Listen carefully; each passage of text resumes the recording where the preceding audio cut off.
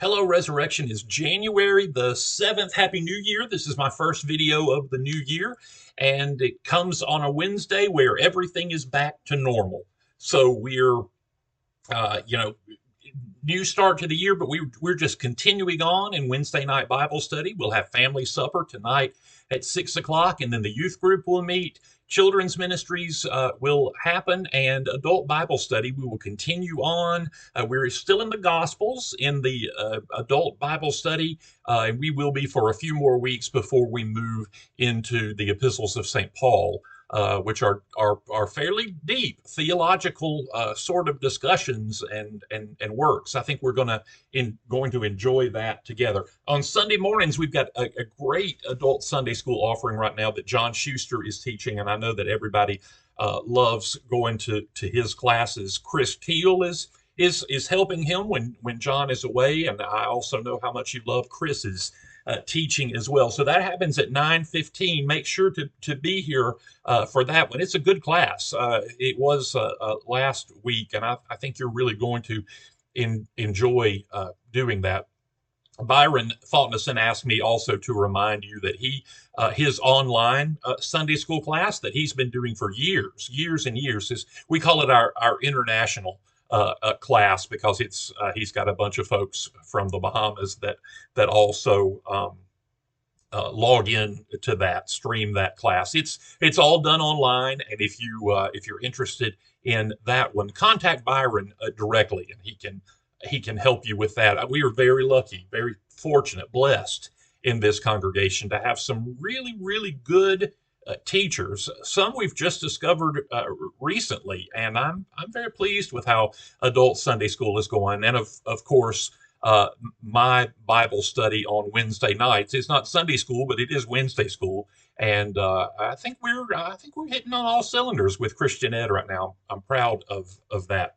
Well, this is the time of year when we wrap up the final things from last year, the reports and things like that the diocese requires, the national church requires, and we try to do some responsible financial planning, some budgeting. Everybody has to have a budget.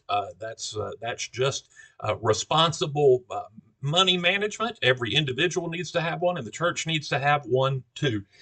So this is the time of year when I make sure that all of our records are up to date, and I get out these great big ledgers. I hope you can see how big this thing is from home, and they go back from the through the current to the founding of the parish.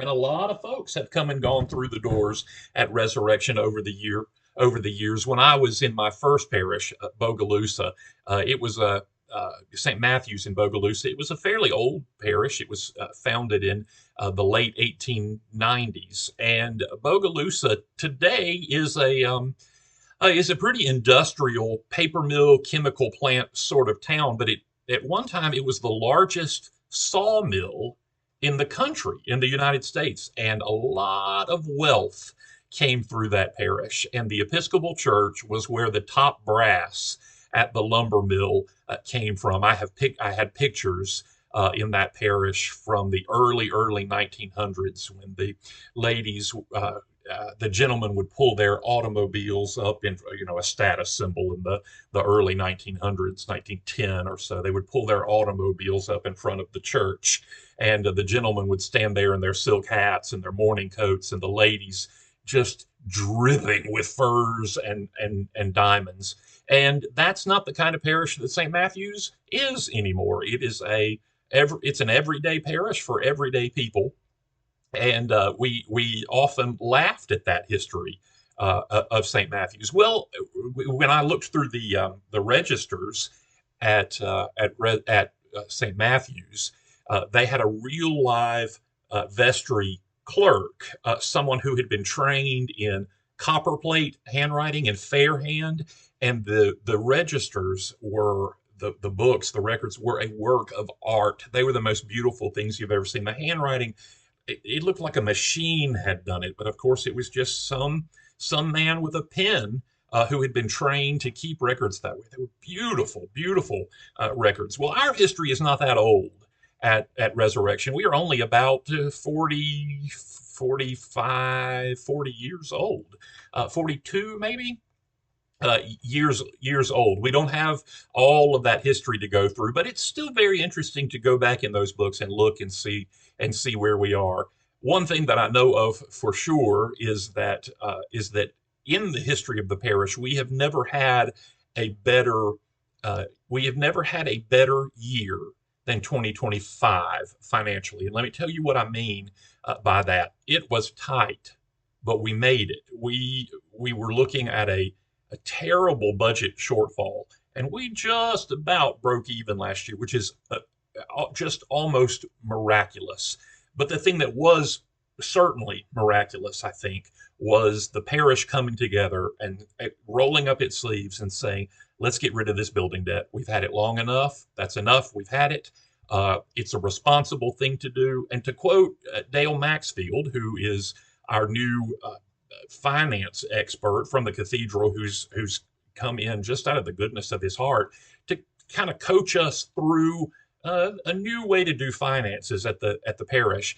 He said, you know, the miraculous thing about what you did in the Faithful and Bold campaign is that you shored up the future of this parish. Not that you tried to shore it up, but you did. You did shore up the future for decades, generations, maybe. And there are not a lot of Episcopal churches that can say we did that this year. And with the help of God Almighty, we did do that. Now, we still have some folks who have not turned in a pledge card. I'm going to start sending some emails to folks because I know that for several folks, it's just a matter of they have not gotten around to it, or they've forgotten about it. So don't be surprised if you get an email from me. They're not pressure. These emails are not about pressure. They're just about me making sure I know what's going on so we can put that budget together. Budgets are always tight for churches, but I think this year will be, well, I won't say that. I will say in 2027, I think we're going to be able to have some breathing room. I think we are going to be able to heave a sigh of relief that we've come through the hardest part together. I really do.